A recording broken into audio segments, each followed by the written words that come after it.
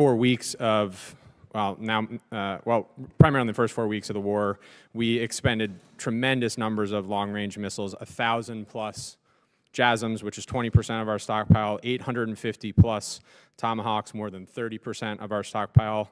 As many in the room know, we produce 80 Tomahawks a year. That's 10 years worth of at our current rate of production stockpile used in 4 weeks. We know for air defense munitions, half of both our THAAD and Patriot interceptors expended in that time period. As you've briefed, Admiral, these are critical munitions on day one of potential contingencies in your AOR, and they were low even before the Operation Epic Fury. In 2025, in fact, the administration said it couldn't provide Ukraine with Tomahawks because they were needed rightly in Indo-PACOM. And then in 2024, Admiral, you talked about, at that moment, your dissatisfaction with magazine depth, which, to the chair's credit, everybody in this room, we've been working to address. And I'm not dismissing that, but the reality of where we are now is important. That builds on the fact that beyond the munitions, Iranian missile and drone strikes have hit U.S. bases across the Middle East and shown a lot of capability that we knew was coming, but even more threat from that. And then, of course, as other colleagues have mentioned, the readiness impacts of using over 40% of our deployed Navy ships in the war after them just coming from the Western Hemisphere for Venezuela. So I, along with many others, are worried about, one, the position it puts us in, and you ultimately and your folks in Indo-PACOM. Two, what message it sends to China, as other colleagues have said, and ultimately what it means for our ability to deter and, if necessary, defeat action. So, Assistant Secretary No, looking at all this, munitions burn rate, readiness strain, base vulnerability, how can you say, as you just said, we're doing everything we can in the Department of War to deter? Congressman, as Secretary Hegseth has said, the department has sufficient munitions to address any task at hand, including those that may arise in the Indo-PACOM AOR. So we will continue to work closely with Admiral Paparo and the entire Indo-PACOM team to make sure we're postured. And you can deliver that with a straight face, that there's been, you really honestly believe that. I would point folks to independent, public source, open source research from CSIS, other leading think tanks, nonpartisan, highly trusted. These impacts are real. And if we don't acknowledge that and be honest about it, how can we say we're doing right by our folks? Admiral Paparo, I know this is uncomfortable. I get it, and I want to hear in the classified setting, but I think the American people deserve to understand that decisions that are made, by the way, with no input from Congress, have real immediate operational impacts. Congressman, I'd say the way ahead is tripling, quadrupling the production rate of these munitions. And then number two, finding suitable, innovative, non-traditional substitutes for them, which in some cases, with the right innovation, can exceed that capability. That's the way forward. And we are all working on that in good faith, but that doesn't take away from the immediate impacts. And the timelines that you've briefed to us and that others have put out there, that we're quickly coming upon that, and we just mathematically are concerned about that. And to be clear, I am rooting for us, and we are all rooting for us, but solving this problem starts with an honest reckoning. General, do you want to add anything on that? What I would add, Congressman, would be simply this, that you know the state of our stores prior to any of this happening.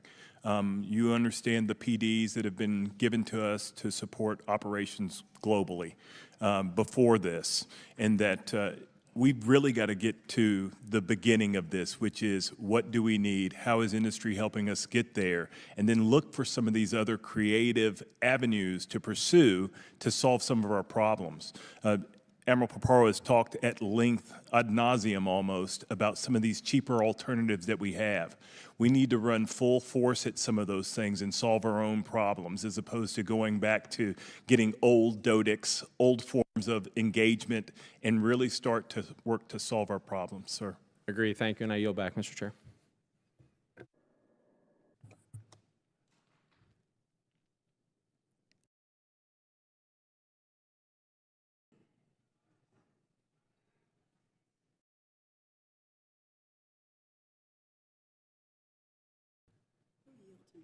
Okay.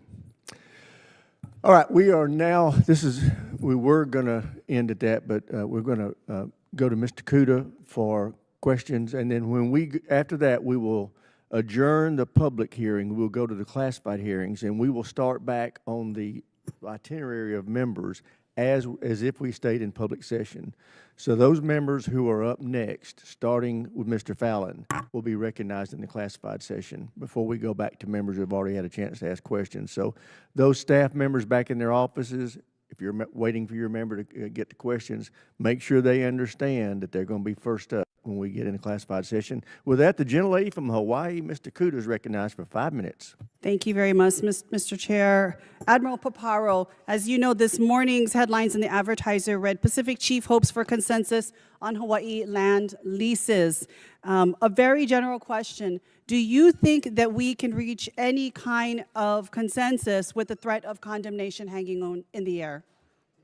Aloha, Congresswoman. Aloha. I am confident that we together can find a solution. I think all parties understand the critical status of Pohakaloa training area, as well as all the other training lands and important land issues.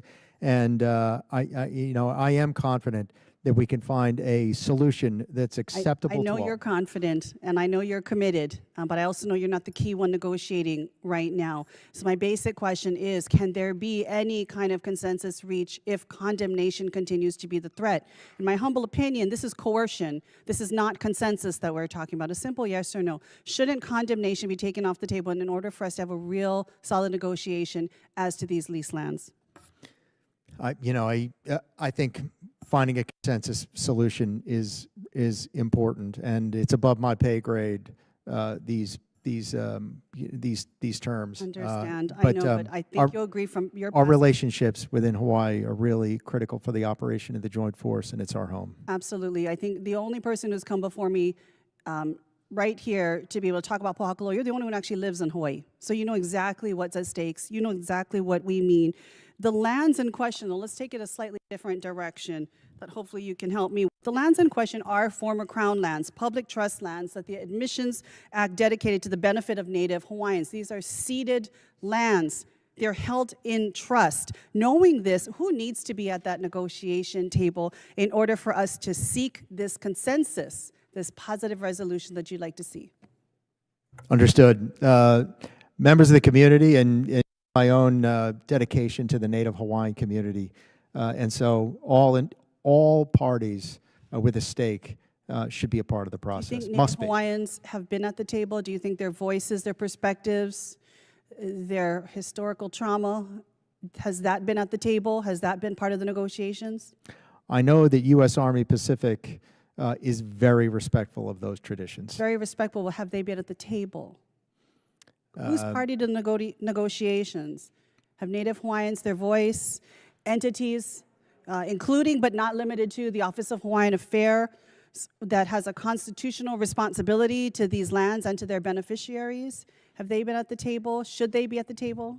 I'm sorry, I'm not a party to the negotiation, as you well know. But knowing what you know living in Hawaii, knowing the importance of making sure people are not just present, but they're engaged, their perspectives are actually heard and included, do you feel from everything you've seen so far, and most of that is just what we read in the newspaper, do you feel Native Hawaiian voices, their shared history, their connection to the Aina, do you think that that has been a part of anything we've seen so far in relation to the lease negotiations? I think we can work harder at it.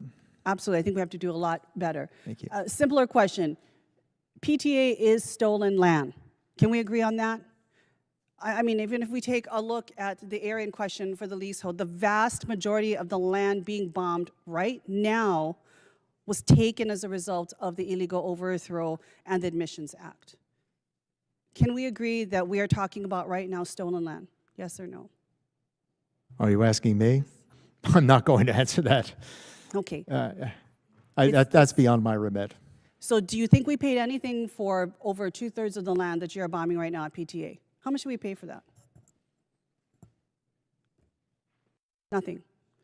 And for the small portion that we are engaging with now, that I want to remove the threat of condemnation for, that I would like to see a real robust renegotiation with real advocates, real beneficiaries sitting at the table, their rights, their perspectives, their views, their history, shared and part of an agreement, do you not think that they should be at the table, given that vast majority of PTA, Pohakaloa training area, is stolen land? The rest of it, you paid $1 over the last 65 years. Should they not be at the table? I think it's important that we reach a consensus approach, Congresswoman. Can And we you at least know I agree do. that Native Hawaiians were never there and never asked in the first place whether or not they felt okay giving their crown lands to the federal government, to the United States, to be bombed by the military? Can we agree that Native Hawaiians never gave their consent? They never gave up their authority, their sovereignty, their claims to these lands? Gentlelady's time's expired. I appreciate Mr. Thank you, Fallon Mr. accommodating that audible call. This concludes the open portion of our hearing. We are going to adjourn now to reconvene at 1:10 in room 2212.